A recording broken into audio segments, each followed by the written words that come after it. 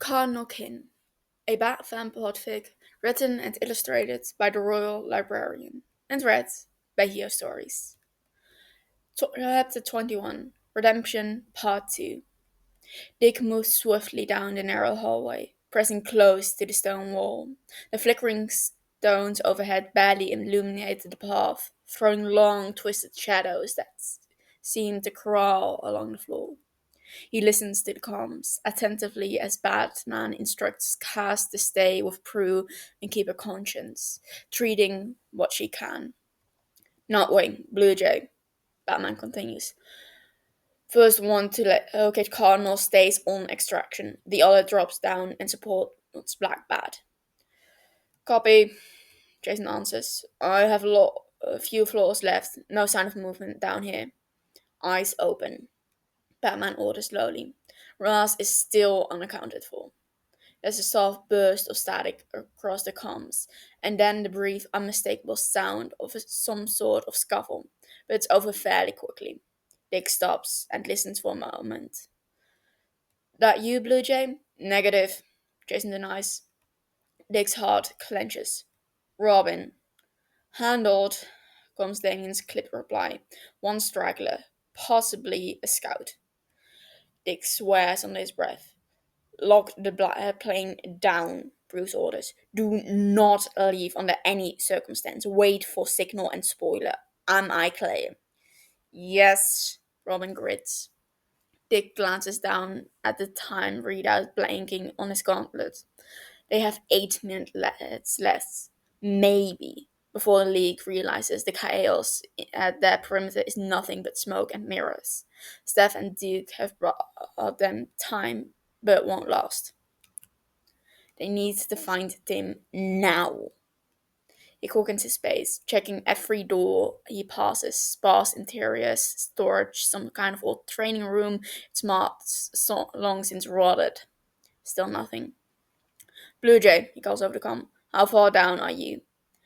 Lower mid tier, 8 floors beneath you. No sign so far. This place is a maze. You?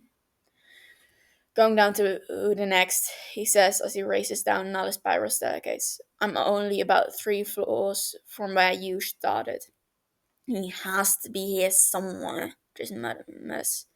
He is, Dick insists, rushing down the next corridor. Just keep. Dick stops dead as the scent of fresh incense hits his nose.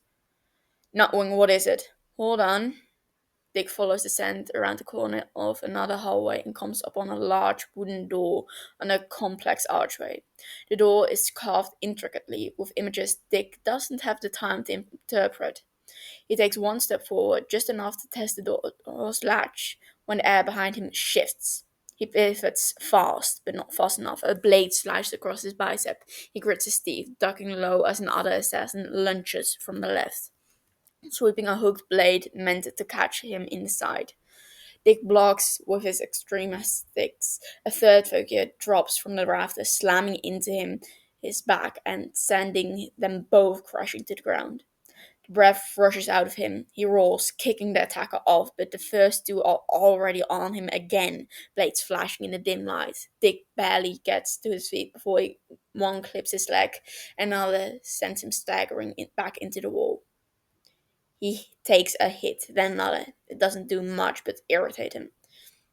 Okay, he mutters as he gets a second of reprieve, wiping a trickle of blood from his lips. Let's dance. He dodges the next incoming swing, grabs the attacker's arm, and uses it to flip 3 assassins straight into his partner. Their heads crack together with a satisfying thunk. The third is still recovering from the earlier throw, too slow. Dick leaps, both feet striking center mass, sending them sailing backward into opposite wall. One tries to rise. Dick drops them with a clean elbow to the temple. The other's already out cold. He stands up straight in the dim corridor, chest heaving, 3 bodies sprawled around him, breathing but unconscious. Nightwing, report, Bruce says in his ear, voice tight. Dick exhales slowly. 3 of Ross, handled. He turns back to the door. I think I found him, he says grimly, reaching for the door handle. Stand by. As soon as he goes in, the quiet is total, almost reverent, like stepping into a forgotten cathedral. His boots barely make a sound against the smooth floor, the sound swallowed by high ceilings and carved pillars that rise like ancient sentinels across the walls. It feels sacred here. Not holy, but something older, ritualistic. He doesn't like it. The light pours in through narrow windows carved high into the stone, slicing the room into long, stark beams. Dust dances inside them like ash. In the center of the chamber, beneath those shafts of pale sunlight, is a raised platform carved in stone, and laid across it is Tim. Tim is draped in loose, fine robes, silken, almost ceremonial, the fabric falling awkwardly over his frame. His skin gleams with sweat. His chest rises and falls in shallow, uneven rhythm. He's secured to the platform by thick straps of leather at his chest, hips, knees, and ankles, keeping his arms firmly at his side. Dix moves forward quickly, crossing the space with long, quiet strides. His eyes scan Tim's body. The bandages are heavy around his side, clean but bulky, evidence of real internal trauma. Report, Batman growls in his ear. It's him, I got him. Nightwing rushes. Blue Jay, go assist Black Bat. Copy. Dick taps his comm twice to put himself on mute for the moment, and then takes Tim's wrist to check his pulse. The skin is cold, clammy. The pulse beneath his finger is strong but unsteady, hammering out a rhythm that speaks of strain. Dick swallows hard and forces his hands steady as he works on the bindings. Tim, Dick murmurs softly as he works. Tim's eyelids flutter. Come on, Timmy, you with me? At that, Tim's eyes shoot open wide, but lucid enough. He swings his head to his left shoulder and gazes at Dick blankly. Oh, great, he mutters to himself. I'm hallucinating.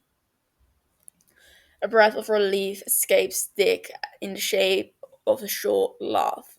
You're not hallucinating. We're gonna get you out of here. For some reason, that only makes Tim laugh. A broken, ragged sound, etched with something far too close to despair. Doubtful, he mutters with a shake of his head.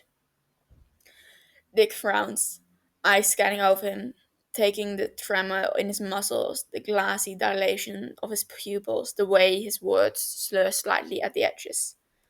You're drugged, he realizes. Do you know what with? Tim lifts a shoulder in a half-hearted shrug. Ross said it was some kind of truth serum. He didn't say anything about hallucination, though, which rude. At least warn a guy, right?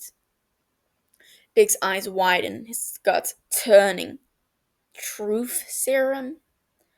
Okay, we can deal with that, he says quickly, pushing past his rising dread. His hands move to the bindings on Tim's legs, jaw set. Do you think you can walk once I get you out of this?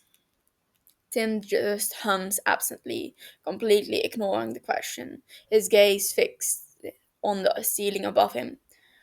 I used to have this dream a lot, you know? Dick falters slightly. What dream?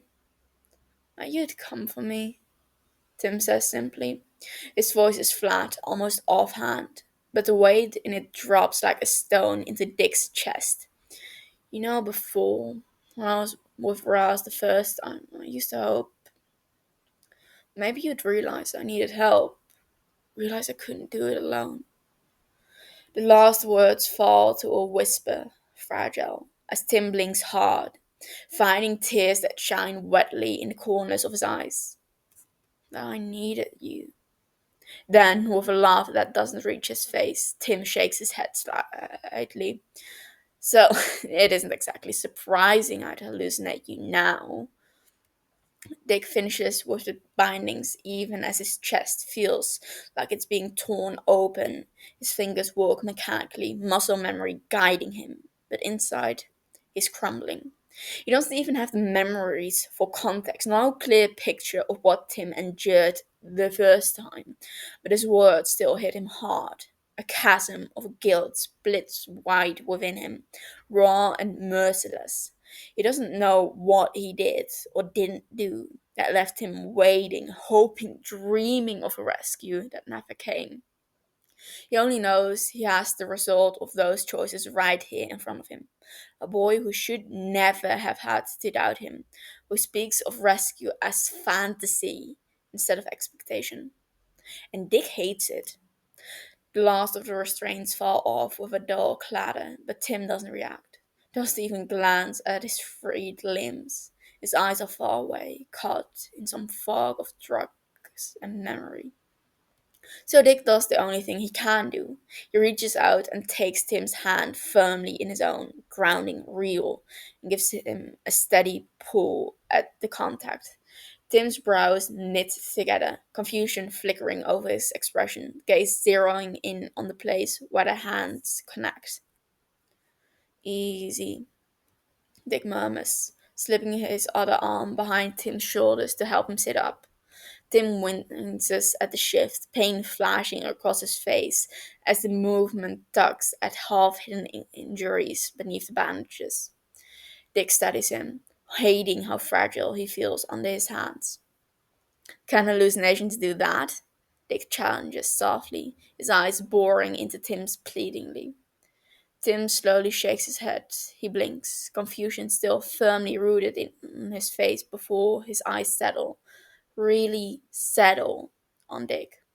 There's a long pause, and then, Dickie? Whispers, pure disbelief in his tone. Dick swallows hard, a tight knot rising in his chest. His smile is thin and watery, lips twitching despite the sting behind his eyes. Yeah, he says shakily. Yeah, it's me, baby bird. He doesn't know where the nickname came from, just that it feels right, like something they used to say, like something he used to say. Whatever it hits Tim hard. His face twits. There's a wave of raw emotion flashing through his features, too fast for Dick to read. Grief, relief, maybe. Recognition, loss. It's all blurs together. His throat works around a sound he doesn't make. Come on, Dick says softly, pulling Tim's arm over his shoulder and rising with him. We need to go, now. Tim's legs hold, barely. He's upright, but the tremor running through him betrays just how much effort it takes. Dick shifts, instinctively carrying part of his weight, matching his faltering pace as they move out of the chamber and into the narrow, shadowed corridor. The silence only lasts about 30 seconds before Tim seems to really come to terms with what is happening.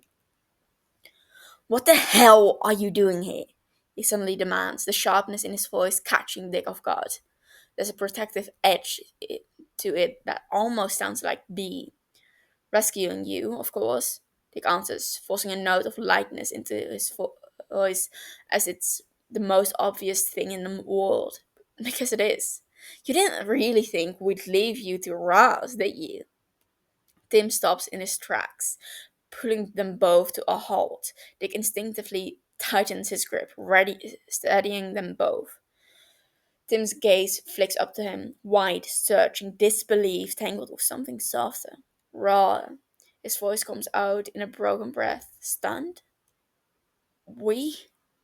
Tim breathes. Before Dick can answer, static crackles in his ear, followed by Damien's urgent voice. I demand an update, he snaps. Do you have him? Tim raises a hand to his ear, glancing sidelong at Tim. Yeah, Robin, I have him. He's a bit talkative. Some injuries that need seeing to, but he's stable for now. We'll meet you at the rendezvous point.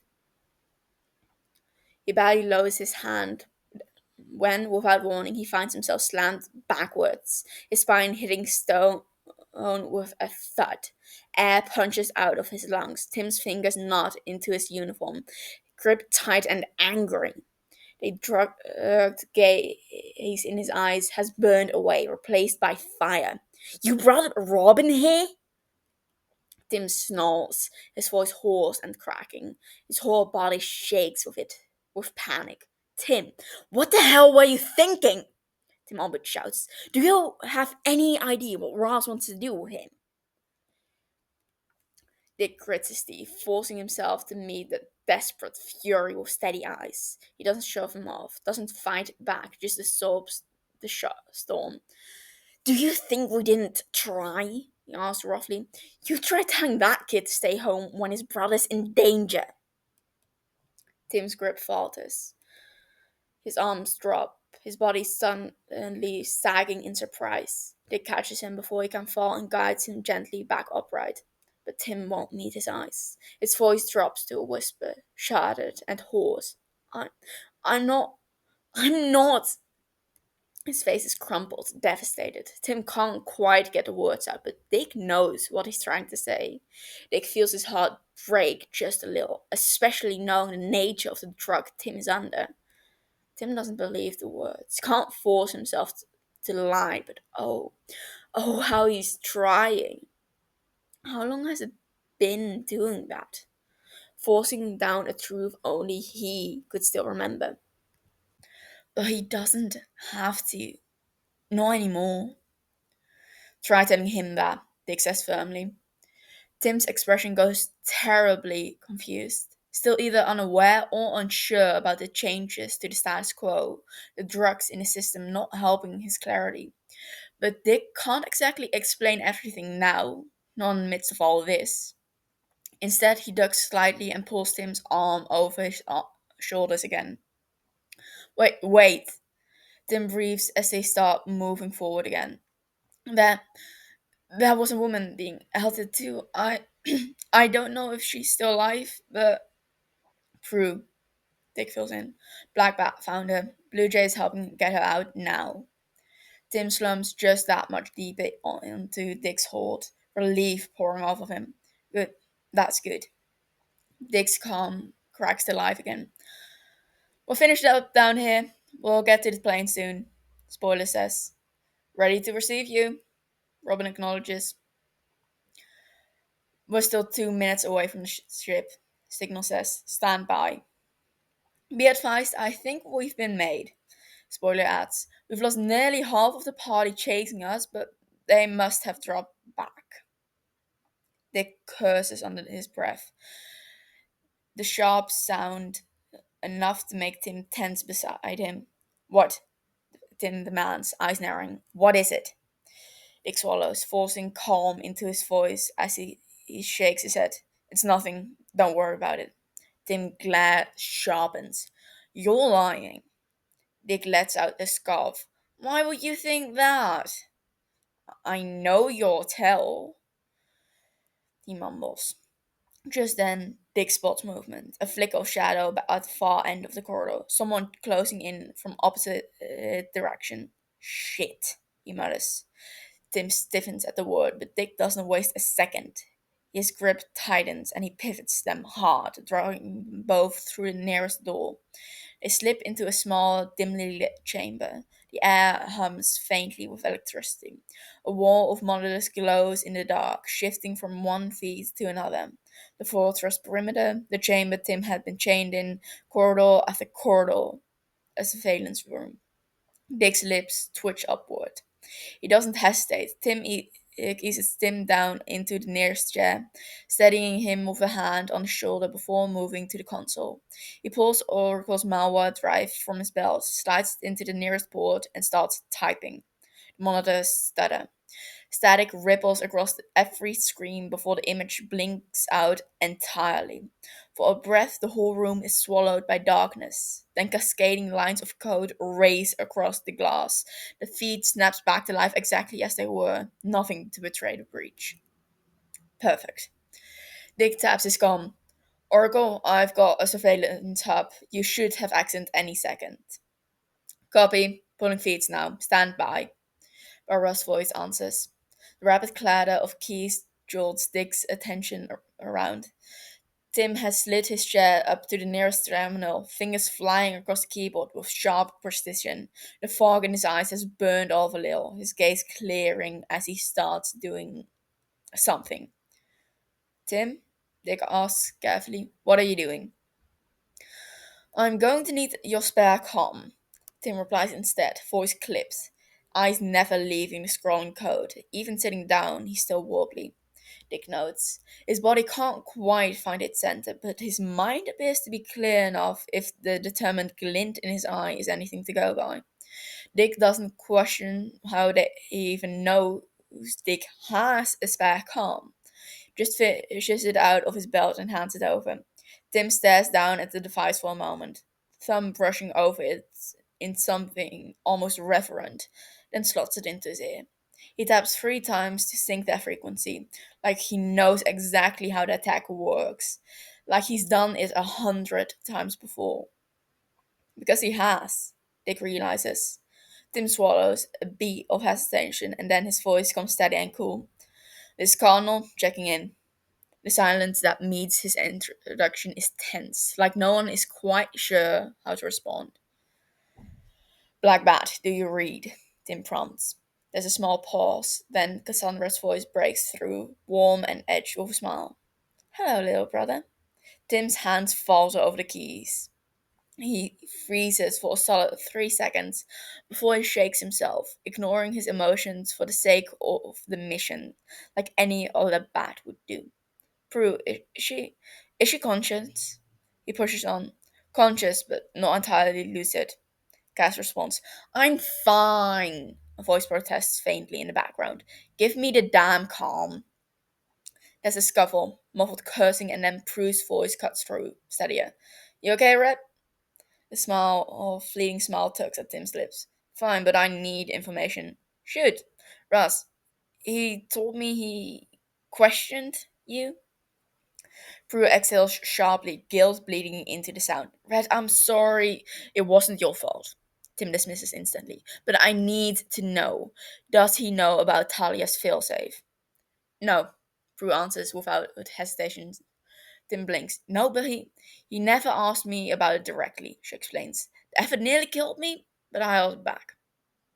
Tim's lips twitch upwards, a flicker of glee across his face. Well done, Prue. He pivots immediately. Oracle, be advised, I'm going to piggyback your network to access mine. Fine, Oracle draws haltingly. But why? What are you trying to do? I'm instigating the failsafe, he says simply. Like the meaning should be obvious. His mind completely narrowed to the task, his fingers flying across the keyboard at a lightning pace. Blue Jay, status. Batman interrupts before anyone can question Tim further. Just got the Black Bat, Jason answers. We should be able to get her to the maintenance elevator without much trouble. Maybe 5 minutes out from the rendezvous. Any sign of Ross? Bruce sighs. None. Standing by retrieval, signal adds. Dick freezes as he suddenly catches the faint echo of passing footsteps. It's subtle, barely there. The most sound a company of ninjas would ever make in that rush. Dick would bet money he knows where they're heading. Damn it, he curses. Nightwing? A company of soldiers just passed us, he responds. They've probably realized Tim is gone. There's another elevator close by, Oracle tells them.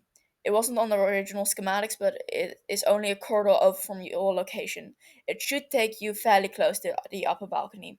Copy, Dick responds. Think you can guide us there? Of course. Dick nods to himself, turning back to Tim, who's still typing away at the computer. Tim, we have to go. Just another minute, Tim mutters. Dick shakes his head firm. We don't have a minute, bossy. Tim murmurs under his breath. It makes Dick falter from the sheer audacity. Jason lets out a surprised laugh. He's not wrong, but good. Blue Jay, focus. Batman admonishes. Connell, I don't know what you're doing, but the time is up. Get to the rendezvous. Tim grits his teeth, and Dick can practically see him holding back some sort of snarky retort. He continues for another 10 seconds before finally hitting the enter key.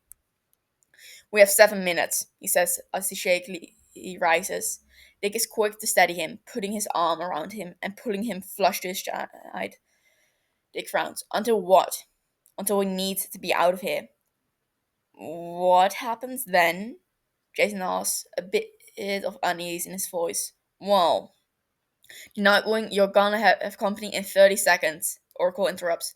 If you move now, you should be able to make it. Copy, where am I going? Barbara guides them through a series of sharp turns until they come upon a wall that opens to a small, rickety-looking elevator. Tim raised an eyebrow. That doesn't look very safe, he deadpans. Dick exhales sharply. It's what we got. Come on. Dick loads them onto the lift, the two of them barely fitting in cramped space. The elevator lurches, shuddering slightly, but begins its steady ascent. Tim leans more heavily against him as they rise. A spike of concern hits Dick. He's been so focused on getting them out, he hasn't considered the severity of Tim's injuries. You okay, Timmy? He murmurs, voice thick. Tim shrugs one shoulder. Nothing I haven't experienced before. Dick is not reassured by that answer. Seconds later, the elevator shudders to a halt. Dick pushes them forward as Oracle guides them through a series of corridors towards the rendezvous. Soon enough, they enter a grand room draped in finery and silk. Sunlight pours through a massive opening carved into the stone, illuminating the space like a spotlight, revealing the large, oversized balcony, their one way out. Everyone's already there. Batman supports Prue, who's near that weight besides Cars. Blue Jay sees them coming first and rushes forward to help, supporting him on Dick's other side. Ready for extraction. Batman barks into the comms. Incoming, signal response. Tim tilts his head just enough to take in nearly half of the Bat family, his eyes wide like he doesn't know what to make of it, like he isn't entirely sure if it's real. But then his gaze focuses on Prue, her eyes open even as her body is nearly limp. Prue? She forces a weak smile. I'll be fine though, right? Relief washes over Dick for a heartbeat, the slightest ease in his shoulders, until the faintest echo of movement from the shadow picks at his instincts. I wouldn't be so certain about that. A voice cuts through the room in the quiet of the fast room. They all spin as Ra's al Ghul steps forward from the far entrance. 2 dozen assassins emerge from the shadows, weapons drawn, circling them in a heartbeat. Raz exhales as if pleased by the spectacle. Clever, he muses. I admit I didn't expect my daughter's treachery to run quite this deep, but her desperation is telling. Sending all of you here to retrieve dear Cardinal, well, I can't possibly let you take him now. Dick and Jason move in perfect sync, pushing Tim back behind them for Cast to catch while they close ranks in front of him. Batman steps forward in front of them all, his cape rustling softly, shoulders squared. You're not touching him, he growls. Raz raises a placating hand. Understand, I do, but I fear you've placed yourself in quite a predicament, detective. You cannot possibly protect all of them. The assassins shift subtly, those with throwing knives and arrows taking precise aim on each of Bruce's children. Bruce glares at Ross fiercely, but Dick sees through the bravado. Sees as clearly as he knows Bruce does that the demon is right. He can fight, yes, but ultimately it would prove useless. Ross smirks. But I am not unreasonable, he says gently, as if offering them a kindness. I know my grandson is nearby.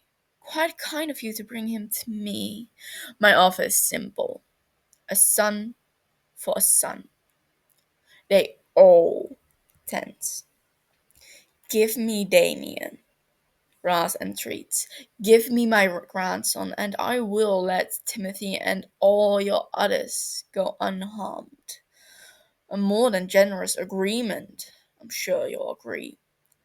That's not happening, Blue Jay growls. Bruce doesn't move, but Dick can feel the tension radiating from him like heat. Bruce would never trade one child for another. Never. but that only leaves fighting as a final recourse, a fight that may very well be their final stand. It's a sentiment Dick can feel the others accepting as they each fall into their opening stances, weapons drawn and ready. When Tim somehow manages to free himself from Carl's grip and stumbles forward, his hand cradling his side protectively, Jason and Dick both reach out instinctively, but Carl holds them back, shaking her head slightly, eyes silently telling him to trust him. Despite being unsteady on his feet, injuries visible, and the lingering haze of the serum tugging at his mind, Tim stands before Raz with an unnerving calm. His posture is loose, almost casual, but every inch of him radiates quiet menace, a dangerous confidence that belies his condition. He smirks, tilting his head slightly. "You're not actually holding the leverage here, Ras," he states, voice smooth, measured, almost teasing. Ras raising a brow, curiosity flickering across his face. "No, do enlighten me, protector." You'll find it out in approximately. Tim squints, casting his eyes up in thought. Minute, give or take. Ras narrows his eyes. "You know, you weren't wrong about me, Ras," Tim says thoughtfully, stepping forward slightly. "I did learn you once, learned your mind, your methods, how you operate, but more importantly, I learned what you value." He lets the words hang, an amused smile rising in his voice. "You value your power, unquestionable. You value the League only as far as it serves that power, and your family only in as much as they can uphold your legacy." Raz just stands there, seemingly captivated despite himself. Tim smirks, voice cutting. "Yet you are inherently selfish, narcissistic to the core. Deep down, you don't believe anyone could ever fill your shoes. Not even your own daughter, not even your grandson. You'd rather wear his skin than see him sit on the throne in your stead." There's a slight shift in the air as that pronouncement. Raz Ninja's shifting just slightly. Tim pauses, letting the truth of it press. "And so," he draws, "there is nothing you value as much as your own life." Boom! A deep, thunderous tremor shakes the chamber from the far below. Stone grates beneath their boots, dust cascades from the vaulted ceiling, and a low, echoing rumble roars through the air like a living thing. Ras stiffens, his calm vanishing like smoke in the wind. "What have you done?" he whispers in shock. Tim straightens, chest lifting with a grim satisfaction, a small, controlled smile tugging at his lips. "I think you know," he says, voice even, cold. Ras doesn't speak, he just stares, his Lazarus green eyes wide, his mask of composure shattered. Then another rumble hits, stronger this time. The floor tilts ever so slightly. The fortress groans around them, a terrible sound of ancient stone protesting centuries of weight. Ornate columns shudder. The assassins begin to shift, unease rippling through their ranks, and then all at once Ra's warriors turn and flee, slipping back into the passageways, vaulting over the balcony, disappearing into grapples and gliders. They know the sound of a collapsing stronghold when they hear it. Only 3 guards remain at Ra's back now, his most loyal sentinels, standing rigid and alert as the chamber trembles around them. "Shit!" Oracle cursed over the comms. "The foundations are crumbling. You have to get out of there now." Cracks spiderweb across the mosaic floor. Chunks of carved stone rain down, one narrowly missing blue jay as he ducks with a shout. "We're coming in!" Duke yells. The Batplane drops into view, hovering just above the balcony as the back ramps lowers. Go! Batman orders, hauling through along as the others rush towards the ramp. Dick moves only 2 steps before realizing Tim isn't following. He's frozen in place, eyes locked on Ra's unwavering gaze. The demon's fist trembling at his side, his face drained of color. And Tim just stands there, calm, unflinching, every bit the storm Raz was foolish enough to underestimate. I have other pits! Raz snaps, seemingly unbothered at the collapse happening around them. Tim just tilts his head tauntingly. After today, he shakes his head. Not as many as you may think. Raz goes deathly still. And make no mistakes, I know where every last one of them is. Tim finishes, voice hard as steel. You and Talia can have your war, but we will have no part in it. If you ever come for mine again, if you ever come for Damien again, mark my words, the legacy of the League, your empire, your very existence will be forfeit. Another giant rock falls loose from the ceiling. Dick lunges forward, grabbing Tim around the midriff and pulling him away. An enormous plume of dust obscures their sight, and by the time it clears, Raz and his guards have disappeared. Tim, we need to go now, Dick orders, grasping his forearm tightly. That finally seems to reach Tim. He nods, returning Dick's grip for balance as they rush toward the Batplane. They leap together, landing in perfect sync just as Duke begins pulling away from the crumbling mountainside. For a second, Tim loses his balance, dropping to one knee, but Dick's grip on his wrist is ironclad. He yanks him up hard, arms encircling his side again. Jason and Kaz reach out to them, anchoring them both as they scramble fully into the plane, the hatch thudding shut behind them. The following stillness as they pull away from the fortress and ascend into the sky is stark contrast to the chaos they've just fled from. Dick's breath is ragged, the adrenaline still pumping through his veins. He doesn't expect the wave of pure relief that comes over him, knowing Tim and all his siblings, the entire family, is safe. Set course for Gotham, Bruce orders from the front of the plane. Duke nods, adjusting the controls while sneaking a few furtive glances behind him. Steph doesn't even try to be subtle, swiveling her chair fully around to study Tim, eyes sharp with curiosity and concern. Dick barely even registers Damien before he's suddenly colliding into Tim's chest, arms locking around him in an almost desperate embrace.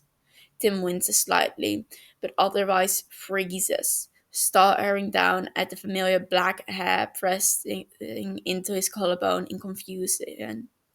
Confident Damien has a hold on him, Dick slips his arm away and takes a few steps back. Damie? Tim breathes, his voice only just above a whisper. Damien just nods. Tim frowns, gazing down at him in complete bafflement.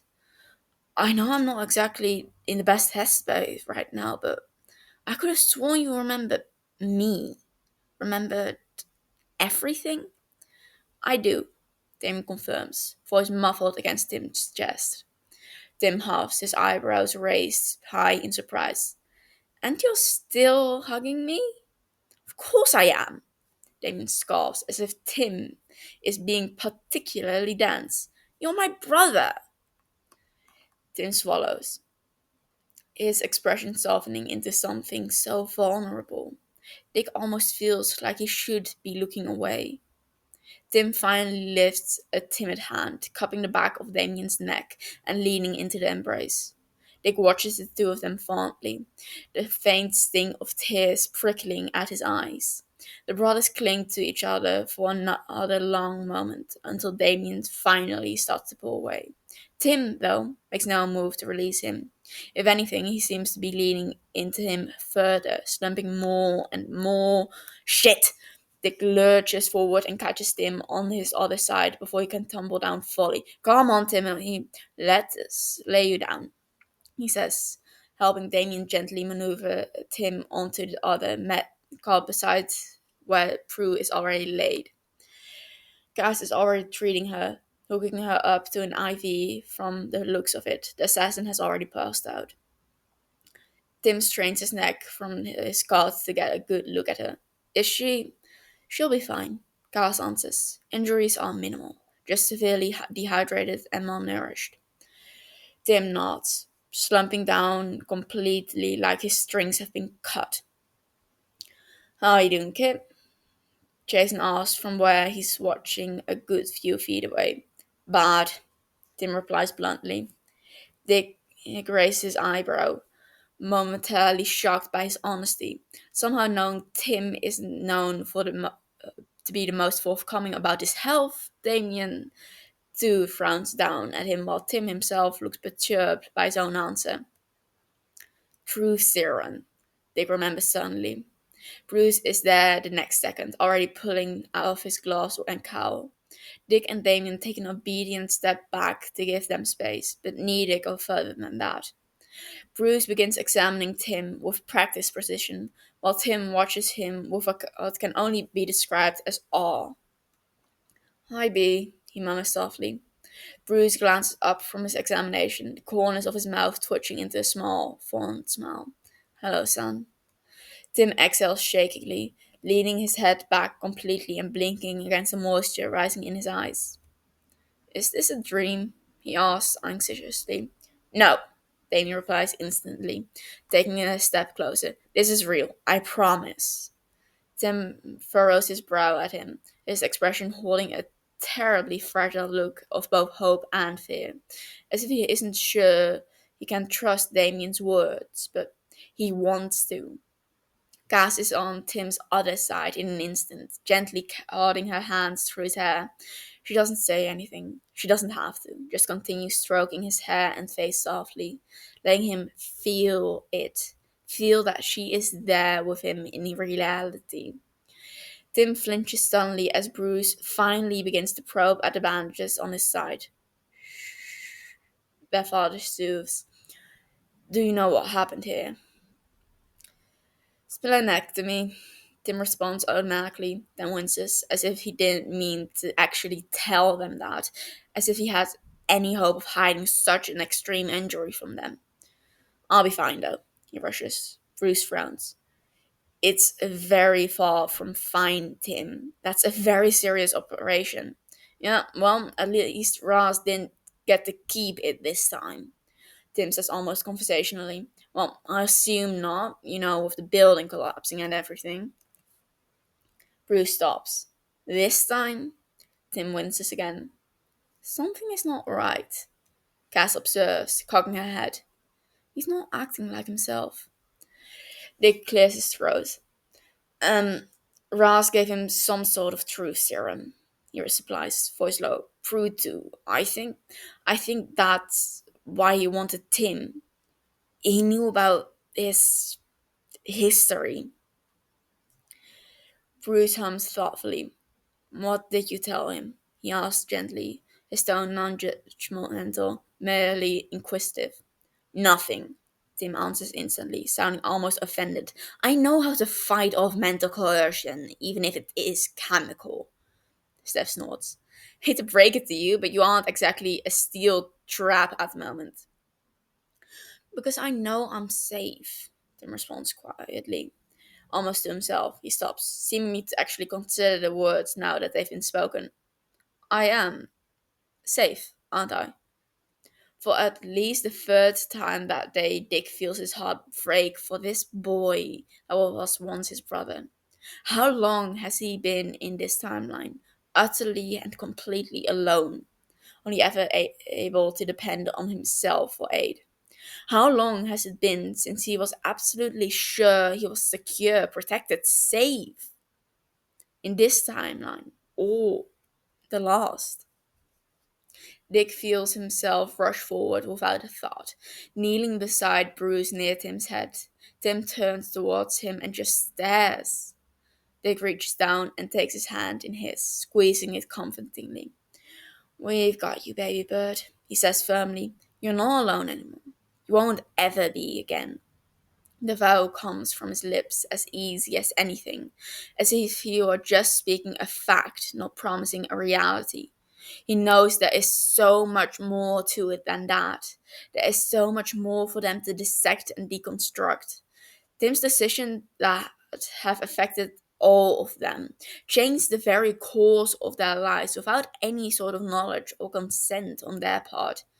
There's a whole life of memories waiting to be unpacked, good times and bad, that Dick hopes he'll remember soon. It won't be that easy. It won't be simple, but this promise, that is the simplest thing of all. The sky is blue, the sun rises in the east and sets in the west, and Timothy Drake will always be part of their family. And that is the end of chapter 21. Thank you for listening, and I'll see you for the last 3 chapters, which, well, they're soon. That's the end soon. For those of you who haven't seen my post, after this, I'll stop the hiatus of Carpe Diem, which is a Marauders fig, which I had started at one point, but halfway through, I just stopped recording Podfics, and I'll that will be one upload a week, and there will be another upload, which will be another long fic for the in the Batman fandom.